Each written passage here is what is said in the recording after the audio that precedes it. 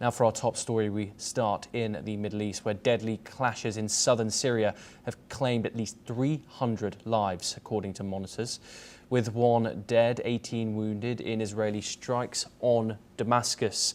The city of Sweida, a Druze stronghold, has seen heavy fighting. Israel has warned Syrian government troops to withdraw from the area. Israel is also warning the Syrian regime of what it called painful blows if attacks on Druze civilians continue. New Israeli airstrikes have hit areas near Syria's military headquarters in the Syrian capital. State TV reported strikes near the presidential palace. A footage from Al Jazeera has surfaced where you can see, while the reporter was reporting, there was massive blast right behind him. Now let's in fact take a look at that. شباب في عندنا قصف، شباب قصف يا شباب خذونا على الهواء، شباب قصف بسرعة، بسرعة يا شباب خذونا على اللايف.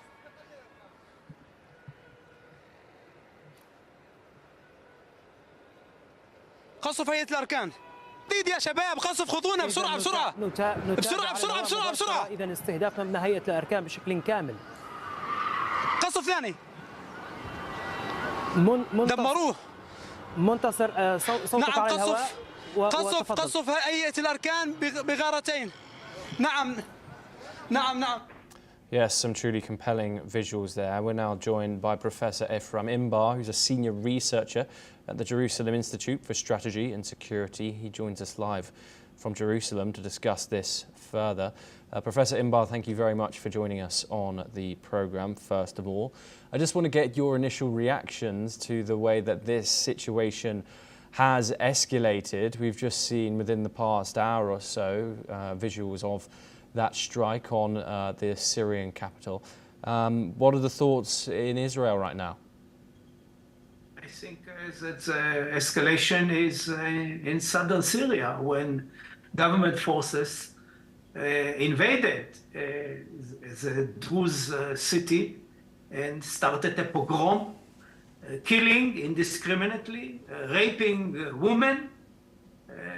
Those forces are basically the jihadists of the regime.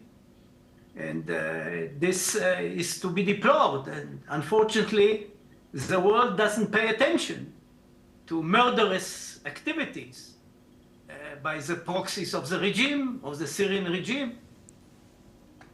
Yes, Professor Imbar. A lot of people, a lot of critics, international critics are coming out and saying that this risks some serious escalation in the region. Turkey has come out and called the Israeli strikes on the military HQ in particular sabotage. There were hopes of Syria becoming a democratic nation. What are your thoughts on the critics who are saying that Israel's strikes and military action in Syria are a real risk of causing serious regional instability here? I think those hopes are terribly unfounded. This is typical Western optimism that has no basis. Where in the Arab world do we have a democratic regime? Believing that Ashara, a former jihadist, will bring about a democratic regime to Syria is such hope is, messianic. I cannot believe that serious people entertain such hopes. Yes, and Professor Imbar, Israeli officials have warned Syria of, quote, painful blows following the Druze attacks, which have now, monitors have said, have claimed over 300 lives there, not all of which were Druze, but 92 of which have been confirmed as being so. Do you not think this rhetoric risks escalating a local security issue into a full-blown regional conflict? And if so, how do you think it should be moderated?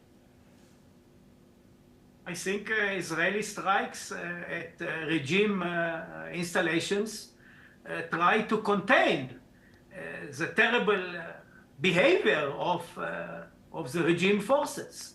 And I think the world should applaud that what Israel is doing in order not to repeat in Sweida, in Jabal Druze, in southern Syria, what happened on October 7 by similar jihadists, the Hamas. So the pressure should be on the Syrian government that suddenly becomes the darling of the Western world for reasons which I do not fully understand. And this is, I think, the address for stopping further escalation. Yes, Israel is simply trying to defend the Druze community in southern Syria. The Druze in Israel are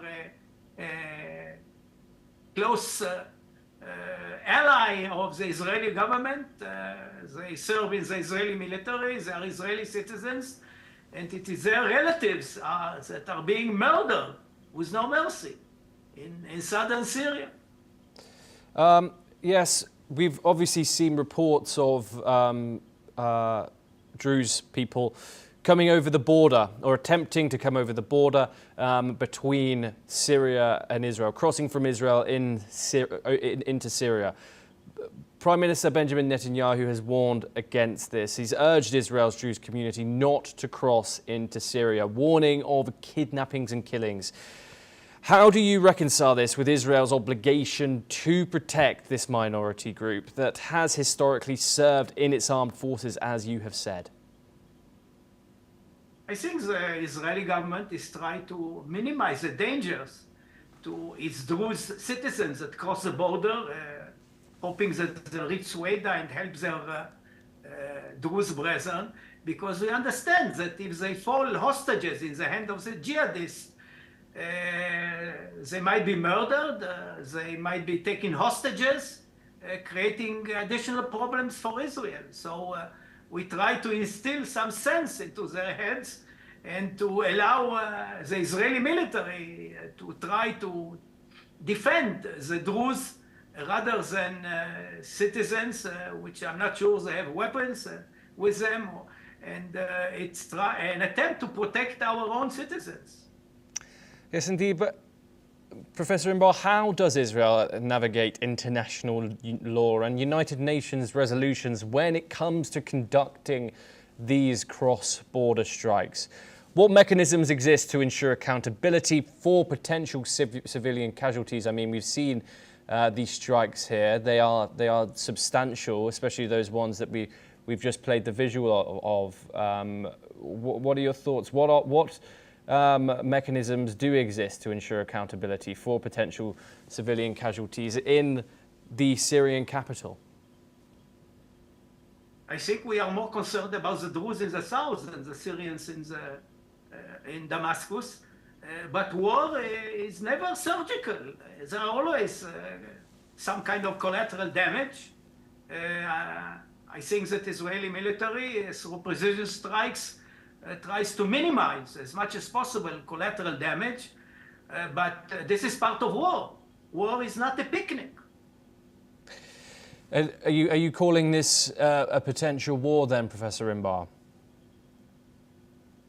War is use of force and trying to exact pain from the enemy.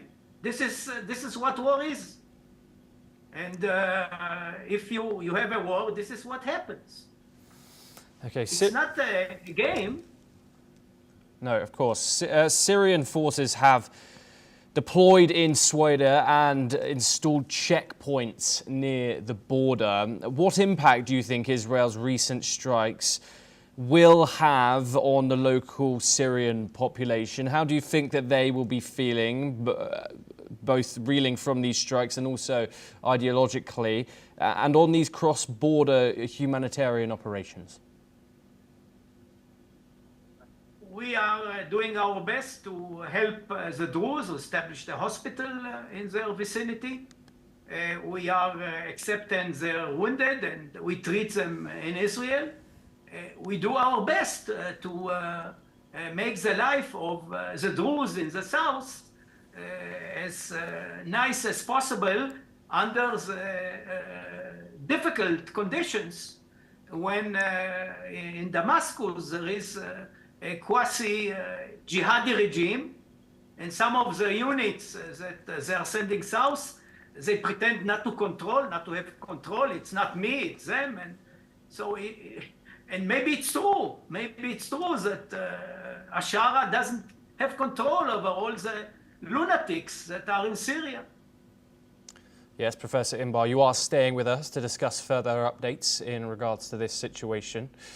Israeli Prime Minister Benjamin Netanyahu is urging members of the Druze community not to cross into Syria. He warned